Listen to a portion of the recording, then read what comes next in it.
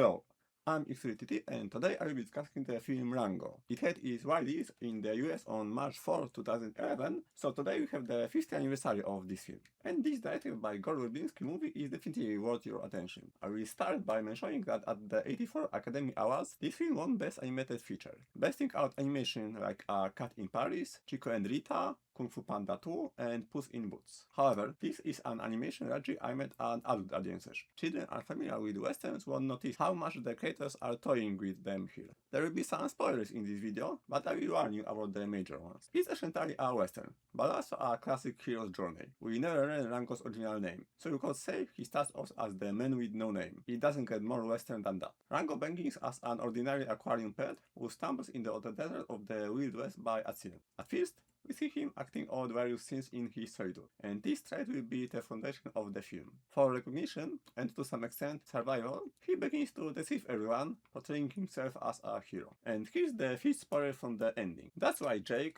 whom the mayor has brought in to get rid of Rango, acts like he acts. He doesn't kill Rango, he destroys his reputation, forces him to shed his mask and leave town, becoming a nobody. Rango drops his sheriff star and leaves, but he meets the mythical spirit of the West, essentially a stylized version of Clint Eastwood in his role of man with no name. And after a conversation with him, he discovers who he is. And he is Rango, the sheriff. I love this trope.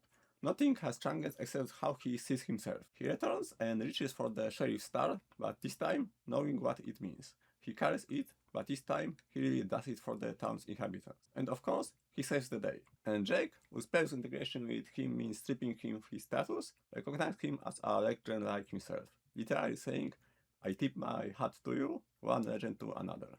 Rango is the embodiment of fake it till you make it. At times, he reminds me a bit of a character from one of my favorite Pratchett books, Going Postal. Moist from Lippic is a common who gets a chance to become someone's better. Both of them are carried away by a story, but luck was on their side, and it worked out for them. Another similarity to Moist is also in the fact that his predecessor in the position he has given is dead, killed in or by the work. The film itself is full of other amazing characters, including the mariachi owls, 4 owls who serve as the narrative, appearing to the film and singing important message. It sounds dry and generic, a very boring method of storytelling, but is perfectly integrated. The aforementioned gunslinger Jake, a rattlesnake with a revolver instead of a rattle, is also an incredible character. The main female character, Beans, is also fascinating, a typical trope for many westerns, a lonely woman fighting to maintain her father's rank. We are on the Turtle Dex channel, so it's quite clear that there has to be a turtle. And there is the mayor. This is a reversal of the typical trope. Turtles are often portrayed as wise, old and kind. Uwe is a perfect example, but here, where he is centrally intelligent and old, he is definitively evil, and quite openly evil, practically revealing his motivation to Rango to the point that I wondered if it won't turn out to be a plot twist and that his intentions were okay. But no, he is what it is. Not everything has to have 5 levels of meaning. The aforementioned Jake is an evil character, there's no doubt about it, but he is openly evil. He is a Grim Reaper. With him, you know where you stand.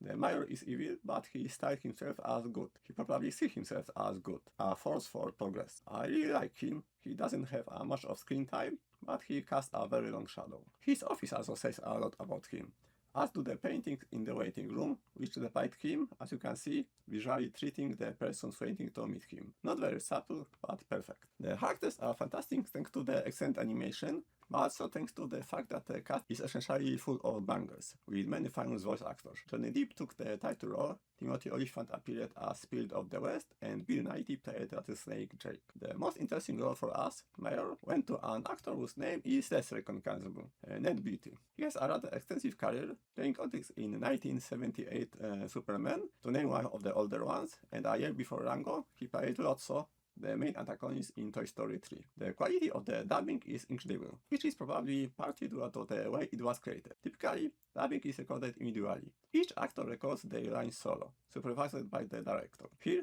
the entire crew was assembled, and the dialogue scenes of several characters were recorded in a very logical manner. They talked to each other. The intonation is perfectly executed, and the characters interact realistically, speaking not into space but to someone. This also leaves room for improvisation. The extras on DVD and Blu-ray include a few scenes on what is like, and I'd love to see the full version of this film in the quasi-live action version. The film didn't receive a sequel, but a video game was instead available for Nintendo DS, PlayStation 3, Wii, and Xbox 360, which can be counted as a sequel. I haven't had the chance to play it, so I don't have much more to say. As for merch, there was quite a bit of it. We got stuffed animals and various figurines, both cheap ones, like these ones available at Burger King as freebies, as well as solid, high quality, and optionally priced ones. Surprisingly, I couldn't find any information about Mario getting his own figurine, which is weird considering how important his role was. We also got some books, the most notable being The Ballad of Rango, which I definitely want to add to my collection. It seems like a solid making of book about this movie. In addition, there were also some standard books for younger people like Rango, the movie storybook, Rango, A Hero at Last, Rango, the new sheriff in town, and Rango, the novel.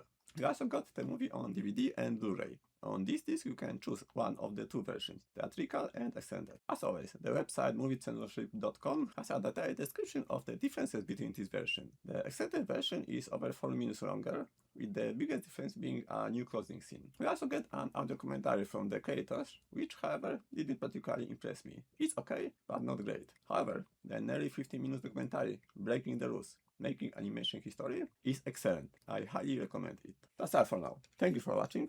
Leave a like and subscribe if you liked it, and I hope to see you again in the next video. Bye!